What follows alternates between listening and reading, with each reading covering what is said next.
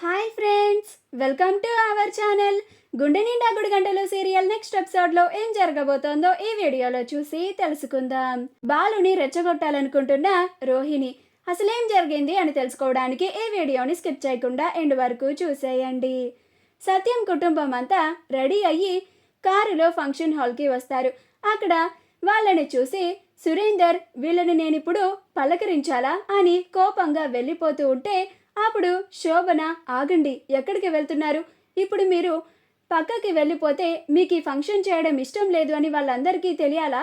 మీరు కాసేపు మౌనంగా మంచిగా ఉన్నట్టు మీకు అందరూ ఇష్టమే అన్నట్టు నటించండి. ఒక 2 నిమిషాలు నటిస్తే మనకేమీ నష్టం రాదు కదా, ఇలానే మౌనంగా ఉండండి అని అంటుంది.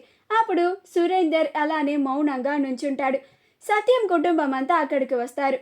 అప్పుడు ప్రభావతి, నమస్తే వదిన గారు, నమస్తే అన్నయ్య గారు అని అంటుంది. అప్పుడు సత్యం, నమస్తే చెల్లమ్మ, నమస్తే బావగారు అని అంటాడు.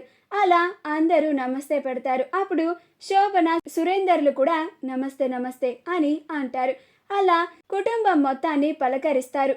అలా శోభన రోహిణిని చూసి, ఇదేంటమ్మా నువ్వు డ్రెస్లో వచ్చావేంటి? ఈ రోజు నీకు కూడా మా శృతితో పాటు ఫంక్షన్ చేయబోతున్నారు కదా, నువ్వు కూడా చక్కగా మా శృతిలాగా మంచి శారీ కట్టుకోమ్మా అని అంటుంది. అప్పుడు ప్రభావతి, ఫంక్షన్ హాల్కి వచ్చిన తర్వాత అప్పుడు శారీ కట్టుకుంటానని చెప్పింది వదిన గారు అని అంటుంది. అప్పుడు శోభన, అలాగా, అవునమ్మా రోహిణి, మీ పుట్టింటి వాళ్ళు ఇంకా రాలేదేంటి అని అంటుంది. అప్పుడు రోహిణి ఆశ్చర్యపోతుంది.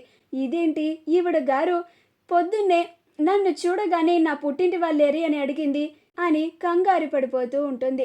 అసలే నేను మా నాన్న ఈ ఫంక్షన్కి రావడం లేదు అని, మా అత్తయ్యని మభ్య పెట్టాలని నేను చూస్తూ ఉంటే పనిమాల ఈవిడ గారు మా అత్తయ్యకి గుర్తు చేసిందే అని అనుకుంటూ ఉంటుంది.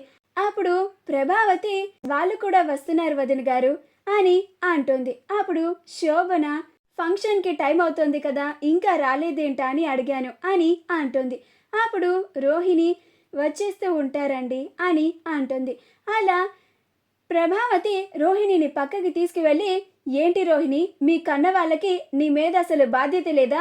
ఈరోజు నీకు ఫంక్షన్ చేస్తున్నారని నువ్వు వాళ్ళకి చెప్పావు కదా, అయినా ఇంత సమయం అవుతున్నా కానీ ఇంకా రాలేదేంటి?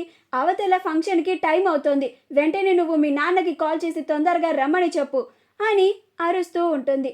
అప్పుడు రోహిణి కంగారు పడిపోతూ, అలాగే అత్తయ్య, ఇప్పుడే ఫోన్ చేసి చెప్తాను అని అంటుంది. అలా పక్కకి వెళ్ళి విద్యతో మాట్లాడుతూ ఉంటుంది.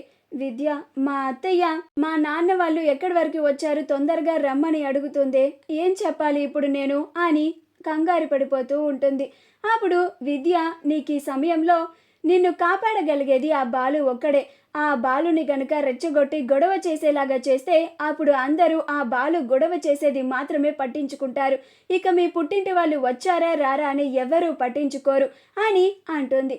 అప్పుడు రోహిణి, అవును, ఆ బాలుని రెచ్చగొట్టడానికి ఒక అతన్ని అరేంజ్ చేస్తానన్నావు, అతన్ని అరేంజ్ చేసావా అని అంటుంది. అప్పుడు విద్య, అరేంజ్ చేశాను రోహిణి, అతను నాకు తెలిసి వచ్చేసే ఉంటాడు. మనం అనుకున్నట్టుగా అతను బాలుకి జ్యూస్లో మందుని కల్పిస్తాడు. అలా బాలుని రెచ్చగొడతాడు. అప్పుడు బాలు ఆటోమేటిక్గా ఈ ఫంక్షన్ హాల్లో గొడవ చేస్తాడు. అప్పుడు నువ్వు చక్కగా ఈ ప్రాబ్లం నుంచి ఖచ్చితంగా తప్పుకోవచ్చు అని అంటుంది. అప్పుడు రోహిణి, అనుకున్నది అనుకున్నట్టు జరిగితే అంతే చాలు విద్య, నాకు చాలా భయంగా ఉంది అని అంటుంది. అప్పుడు విద్య, కంగారు పడకు రోహిణి అని ధైర్యం చెప్తూ ఉంటుంది. మా వీడియో కనుక మీకు నచ్చినట్లయితే లైక్ చేయండి, షేర్ చేయండి, మా ఛానల్ని సబ్స్క్రైబ్ చేసుకోండి, పక్కనే ఉన్న బెల్ ఐకాన్ని క్లిక్ చేయడం మాత్రం మర్చిపోకండి.